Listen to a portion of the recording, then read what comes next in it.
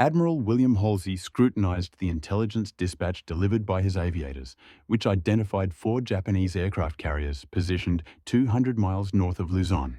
The date was October 24, 1944. A maritime clash of unprecedented scale was developing across 100,000 square miles of the Philippine Sea. Halsey stood at a crossroads, his third fleet holding the watch over the San Bernardino Strait. This passage served as the northern gateway to Leyte Gulf, where General MacArthur commanded an amphibious assault involving 130,000 American troops. Westward observers had already detected a formidable Japanese armada closing in. This fleet boasted battleships and heavy cruisers, the heaviest iron the Empire had remaining. Yet every flag officer understood that aircraft carriers remained the ultimate quarry. Naval aviation had secured victory at Midway and turned the tide of the Pacific Theater. Now the enemy seemed to be presenting their final 4 flat tops on a silver platter. Halsey committed to his course of action. He resolved to surge his entire force northward to annihilate those vessels, mobilizing every battleship, cruiser, and destroyer within the Third Fleet. Consequently, the strait would be abandoned, stripped of all defenses. This maneuver would leave the troops establishing beachheads entirely exposed to naval bombardment from the north. The admiral remained oblivious to the fact that he was committing a blunder of career-ending proportions. He was unaware that the enemy flight decks were barren. They were merely sacrificial lambs, enticing bait crafted to draw him off station. He could not foresee that by sunrise, his rearguard would be forced to fend off battleships using only destroyers. The Imperial Navy had designated this strategy Operation Shogo, or Victory. It represented their final desperate bid to halt the American liberation of the Philippines, and the plan was nothing short of audacious. Vice Admiral Jisaburo Ozawa was tasked with navigating Japan's remaining 4 carriers north of Luzon, deliberately exposing himself to American reconnaissance. In reality, his vessels were virtually impotent, carrying a meager complement of just 108 aircraft shared among the 4 ships. The vast majority of his seasoned aviators had perished during the Battle of the Philippine Sea 4 months prior. Thus, Ozawa's objective was not combat. His sole purpose was martyrdom. He intended to sacrifice his fleet to entice the American Armada away from Leyte Gulf. The moment Halsey snapped up the lure, the true offensive power would slip through the unguarded passage. Vice Admiral Takeo Kurita led this formidable central force, boasting 5 battleships, including the Yamato and Musashi, the grandest dreadnoughts ever constructed, alongside 6 heavy cruisers and 11 destroyers. Kurita planned to navigate the San Bernardino Strait under the cover of darkness, emerging upon the eastern seaboard. From there, he would descend upon the vulnerable American landing zones at first light. MacArthur's 130,000 soldiers would find themselves trapped between naval artillery and the dense Philippine jungle. The transport and logistics fleet faced total annihilation in what was essentially a suicide run. Yet should Kurita successfully breach the Gulf, the cost would be justified.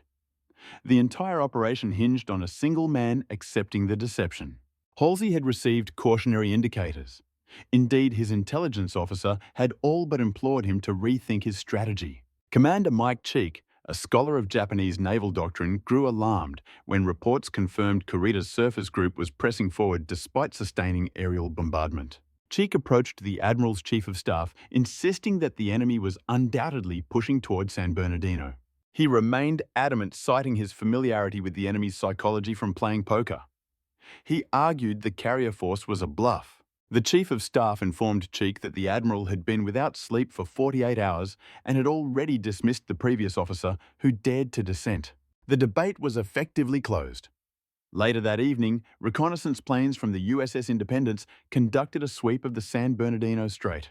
The aviators observed navigation lights confirming that vessels were traversing the channel. These pilots relayed confirmation of Japanese warships navigating the strait.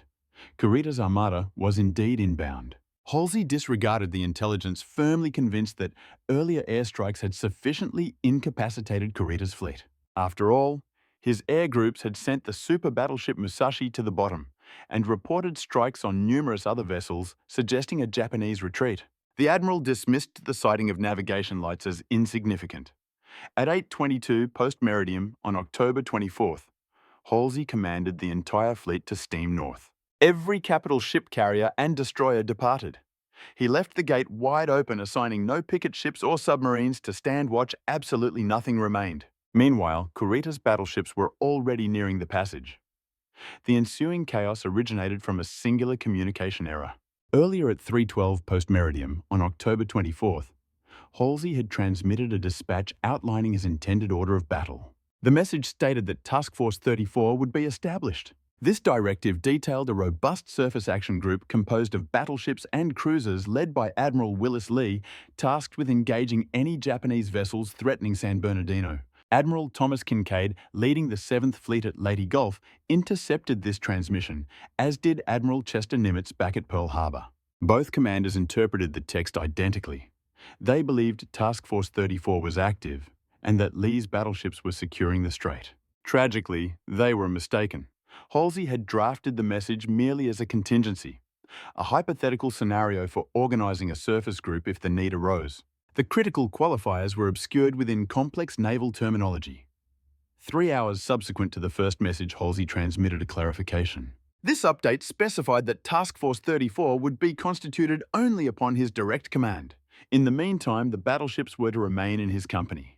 Admiral Halsey transmitted the critical update solely via voice radio, a method plagued by limited effective range. Consequently, Admiral Kinkaid's 7th Fleet remained completely in the dark. There was no redundant confirmation. Halsey failed to dispatch a corroborating telegraph to either Nimitz or Kinkaid. Crucially, the Admiral neglected to articulate that the San Bernardino Strait had been left entirely defenseless.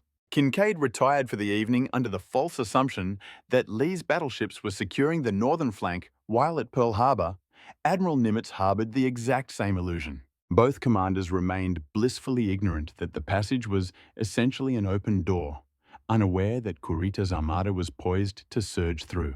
At 3 o'clock in the morning, the planet's most colossal naval vessels were descending upon sailors who had no inkling of the impending doom.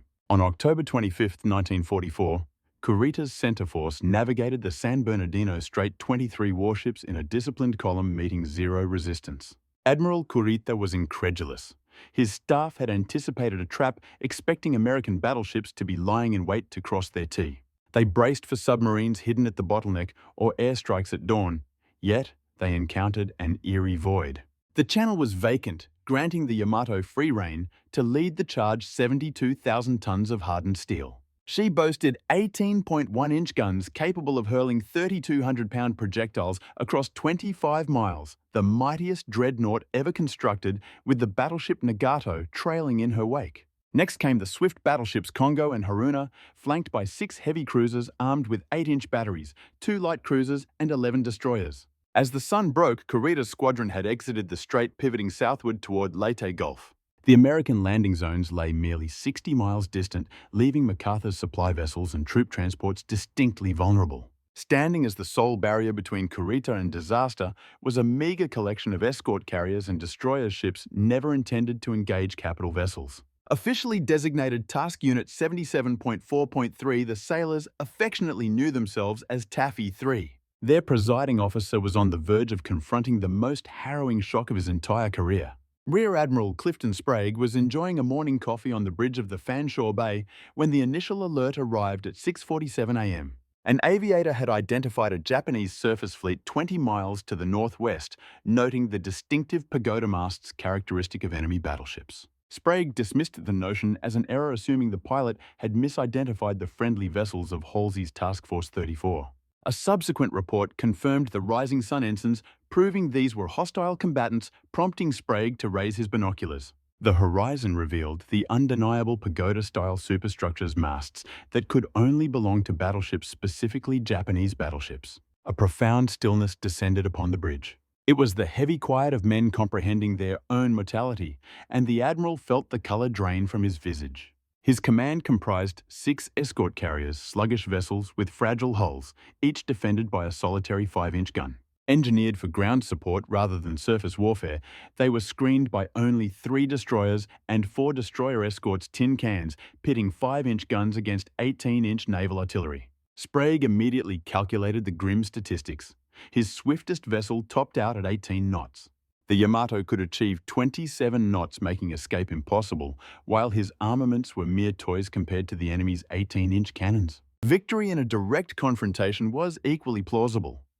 At 6:58 a.m., the Japanese commenced their bombardment, and Sprague watched in dismay as vibrant geysers erupted around his fleet. Red, green, yellow, and blue water shot skyward, revealing the enemy's use of dye-loaded shells to track their trajectory. Each vessel utilized a unique hue, creating a spectacle that was simultaneously mesmerizing and petrifying. As projectiles the size of small automobiles began to land with increasing accuracy, Commander Ernest Evans chose not to await instructions. The instant the shelling began, he steered the USS Johnston directly toward the hostile armada and ordered flank speed. Born in Pawnee, Oklahoma, Evans was a man of Cherokee and Creek heritage. Upon the Johnston's commissioning a year prior, he had clearly articulated the vessel's destiny to his crew, declaring, "This is going to be a fighting ship.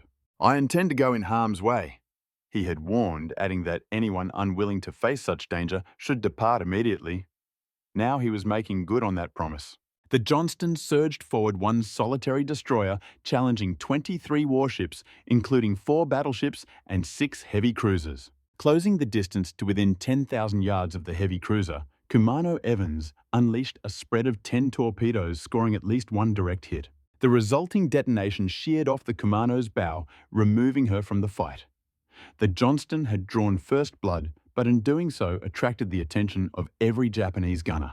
By all logic, she should have been obliterated within 5 minutes, yet she was not left to fight in isolation. Following the Johnston's lead, the Hoel and the Heermann charged the Japanese line, soon joined by the diminutive destroyer escorts. Lieutenant Commander Robert Copeland led the USS Samuel B. Roberts. It was a destroyer escort scarcely half the size of a standard destroyer, pitting 2 5-inch guns against battleships wielding 18-inch artillery. Before the engagement, Copeland assembled his men on the fantail, delivering a message that was as straightforward as it was chilling. "This will be a fight against overwhelming odds from which survival cannot be expected," he informed them.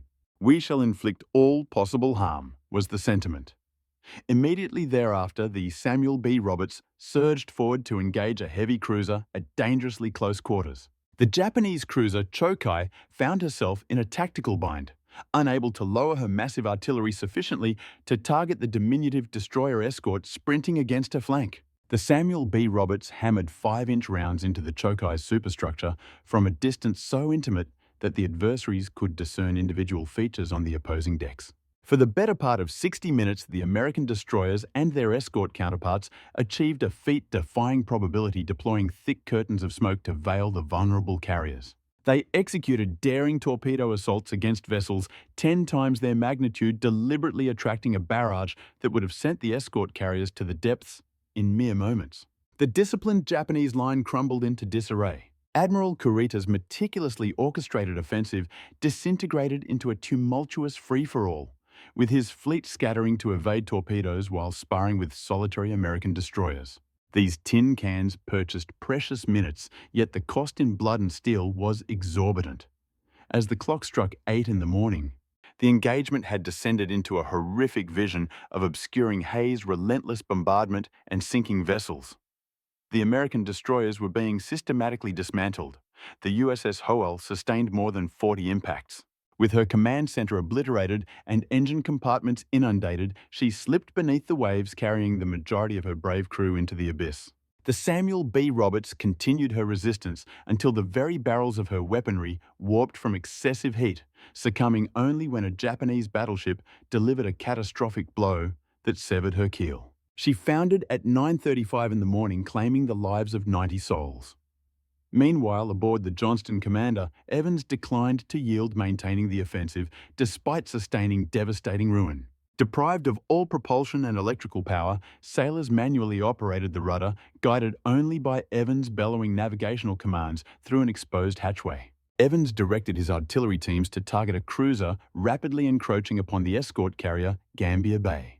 "Divert her hostility toward us and spare the carrier," was Evans's directive. Consequently, the Johnston absorbed repeated punishing strikes. By 9:45 in the morning, the vessel lay inert and began to founder, prompting Evans to issue the command for all hands to forsake the ship.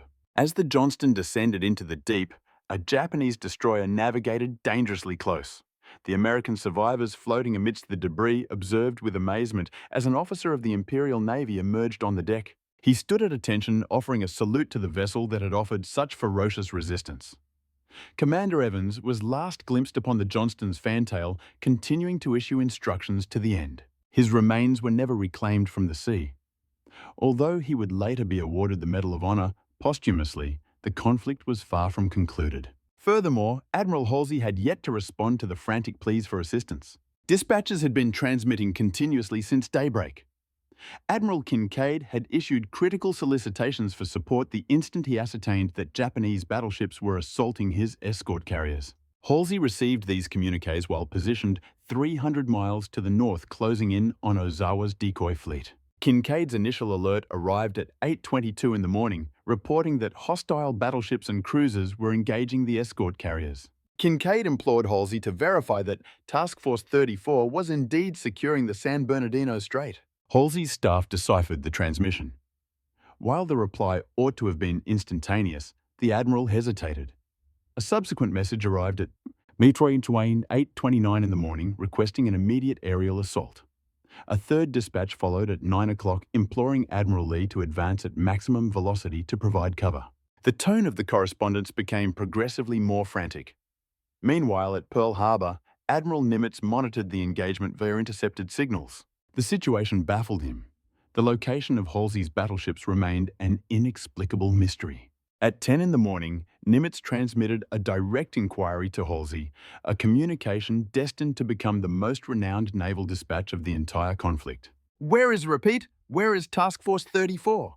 The transmission concluded with the phrase, "The world wonders." That final trio of words was intended merely as cryptographic padding, nonsensical filler, meant to be excised by radio operators prior to delivery. Regrettably, Admiral Halsey's communications officer failed to remove them. Halsey interpreted the text as a scathing reprimand, a humiliating public censure from his commander-in-chief. Where is Task Force 34? The world wonders. The impact left him thunderstruck. Officers stationed on the bridge observed the color drain from the Admiral's countenance. In a fit of rage, he cast his cap upon the deck. Halsey stood immobilized upon the bridge of his flagship, struck by Nimitz's message as if by a physical assault. The world wonders. His Chief of Staff Rear Admiral Robert Carney observed Halsey remaining motionless for nearly a full minute. The commander who had relentlessly pursued the Japanese across the Pacific Ocean was now frozen in place. Carney seized Halsey by the shoulders and shook him vigorously. "Stop it!" he bellowed. "What on earth is the matter with you?" "Compose yourself." Yet Halsey remained torn regarding his next course of action. His fleet was on the verge of engaging Ozawa's carriers. This was the very objective he had ventured north to annihilate. To reverse course now would necessitate abandoning the offensive entirely. For nearly an hour, Halsey remained inactive, while Taffy 3 battled for survival 300 miles to the south, despite his staff's entreaties to dispatch the battleships to their aid. He vacillated. He procrastinated. He wrestled with the decision. Finally, at 11:15 in the morning, Halsey commanded Task Force 34 to veer south. Admiral Lee's battleships came about racing back toward the San Bernardino Strait at full steam. Regrettably, they arrived too late. By the moment Halsey finalized his resolve, the confrontation off Samar had already concluded. Kurita had retreated, though not due to Halsey's return. He was entirely unaware that Halsey was even approaching. Admiral Kurita's resolve had completely crumbled. He had convinced himself he was doing battle with a Leviathan, rather than a mere scattering of escort vessels. The sheer ferocity of the American destroyers had cast a fog of confusion over him, leading him to believe he was engaging the formidable heart of the Third Fleet. At 25 minutes past 9 in the morning, with the prize of Leyte Gulf all but secured, Kurita commanded his forces to reverse course and withdraw through the San Bernardino Strait. The vulnerable shores remained untouched by his guns. 130,000 American lives were spared solely because lighter vessels fought with the fury of dreadnoughts and a Japanese commander's courage faltered. Taffy 3 endured, yet the price paid in blood and steel was immense. The Deep claimed 2 destroyers, the Johnston and the Howell. The Samuel B. Roberts, a valiant destroyer escort, was lost, while the escort carrier Gambier Bay was sent to the abyss by enemy bombardment. Another vessel, the St. Lo, was obliterated by the first organized kamikaze assault recorded in history, leaving over 1,500 American sailors dead or missing. Hundreds more bore grievous wounds, and for 2 days, the survivors drifted in waters choked with oil, suffering without a drop of fresh water. There was no respite from the scorching tropical sun, and worse still, they were not alone as dorsal fins began to slice through the waves. Men who had withstood the fury of battle were dragged beneath the surface one by one, their cries for aid fading into the silence. They watched salvation appear on the horizon, only to see ships turn away blind to the tiny specks bobbing in the vast swell. They had been forsaken twice, first by the fleet that left them exposed, and then by rescue vessels that had no coordinates for their location. It was a triumph that circumstances should never have demanded. History's grandest naval engagement was decided not by prudent strategy, but by the reckless valor of men in hopelessly unmatched vessels. Yet this tactical success could not wash away the stain of leadership failure. Halsey had deserted his station pursuing a lure while his own fleet faced slaughter, and the looming question was, what fate awaited him? Admiral Ernest King stood as the supreme authority within the United States Navy. As Chief of Naval Operations, he reported solely to the President his edicts absolute. In December of 1944, while survivors trembled in burn wards from the trauma of their ordeal, Halsey flew to a comfortable office in Washington to face King. Every soul in the Navy believed they knew the outcome. The monumental error at Leyte had courted absolute disaster, a fact that hung in the air as King regarded Halsey from across his desk. The audience was short. "You have a green light on everything you did," King informed him. "No reprimand, no investigation, no consequences." Halsey departed that office with his career not merely preserved but shielded from above.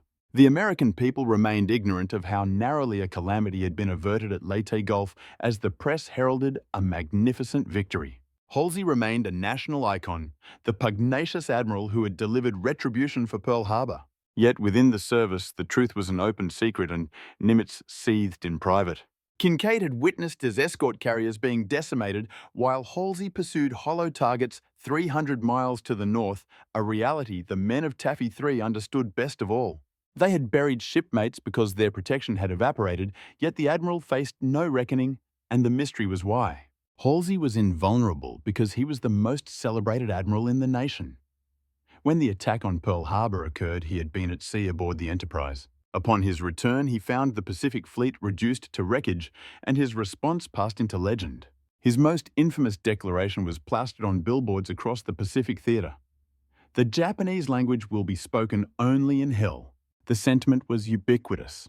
Newspapers printed it and radio stations broadcast it. A citizenry that felt defenseless after December the 7th finally found a voice that sounded like a warrior. He became the avatar of naval vengeance. Bull Halsey, the press, christened him the commander who would exact a heavy toll from Japan. By 1944, his visage had graced magazine covers dozens of times, making him as much a commercial brand as a military leader. Relieving Halsey of command would have necessitated explaining to the public why their idol had nearly forfeited the Battle of Leyte Gulf. It would have meant confessing that the Navy's most aggressive tactician had been beguiled by a Japanese ruse. The hierarchy offered him further shelter for the Pacific War was prosecuted by two distinct empires. The Navy under Nimitz and the Army under MacArthur barely communicated, and neither branch wished to hand the other ammunition for the inevitable post-war budget wars. While MacArthur privately confided to his staff that Halsey should be dismissed, he offered a staunch defense of the Admiral in public. Nimitz could not censure Halsey without laying bare the Navy's internal discord. King comprehended the nuance perfectly. The Navy required the legend of Halsey far more than it required strict accountability. The populace craved heroes, not inquisitions, so King granted Halsey a reprieve, and the errors at Leyte Gulf were quietly interred. Yet Halsey had not finished making calamitous judgments. 7 weeks after Leyte, he steered his fleet directly into the heart of Typhoon Cobra.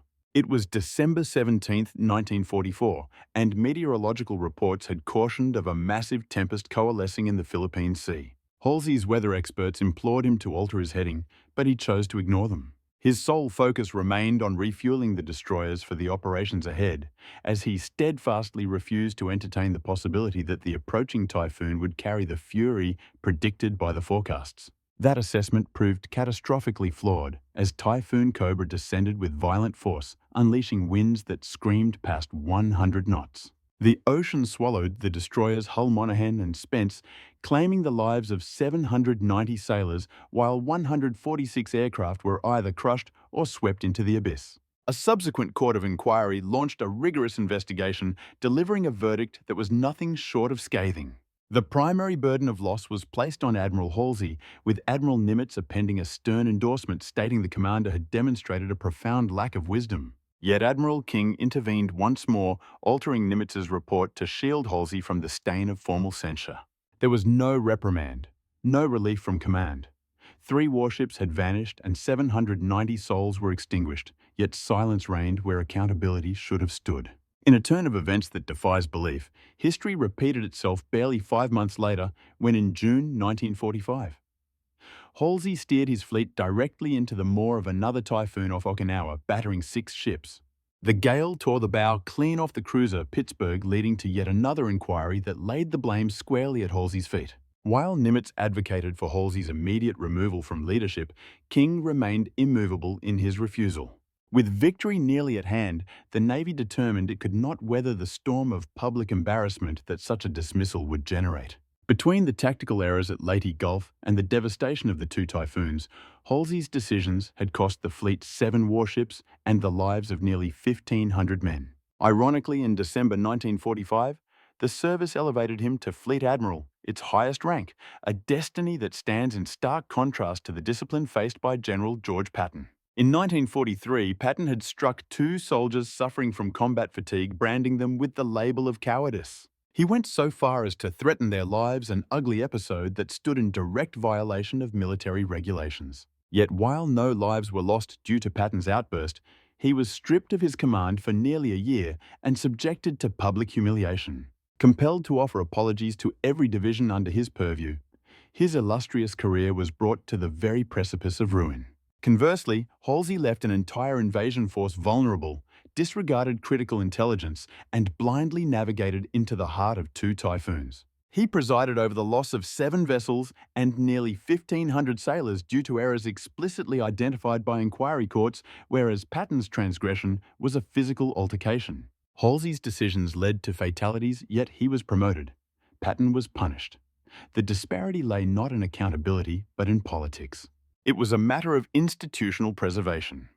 King decided the Navy's need for the legend of Halsey outweighed its obligation to justice, and so justice was quietly forfeited. The brave men lost at Samar, and within the typhoons were effectively deemed acceptable losses in the grand calculus of the war.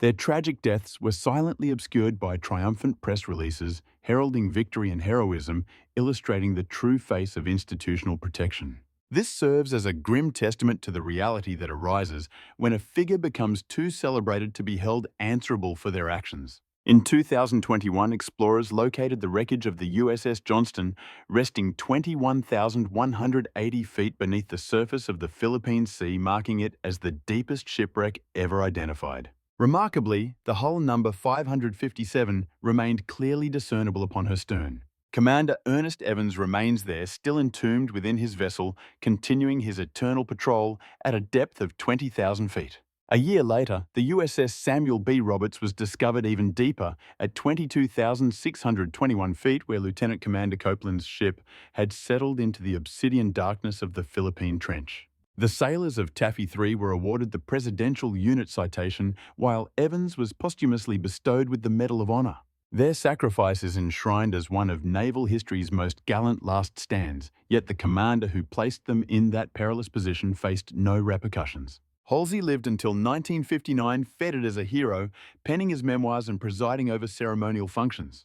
Admiral Nimitz himself characterized the survival of the forces at Leyte Gulf as nothing less than a special dispensation from the Almighty. He spoke the truth. Taffy 3 endured only because destroyers charged headlong at battleships and because escort carriers launched aircraft with empty racks to bluff the enemy. Survival was secured because men like Evans and Copeland resolved that if death was inevitable, they would meet it with guns blazing. They did not survive due to Halsey's leadership. They survived in spite of it. The men of Taffy 3 paid for Halsey's miscalculation with their lives, and the Navy decided that was an acceptable price to pay.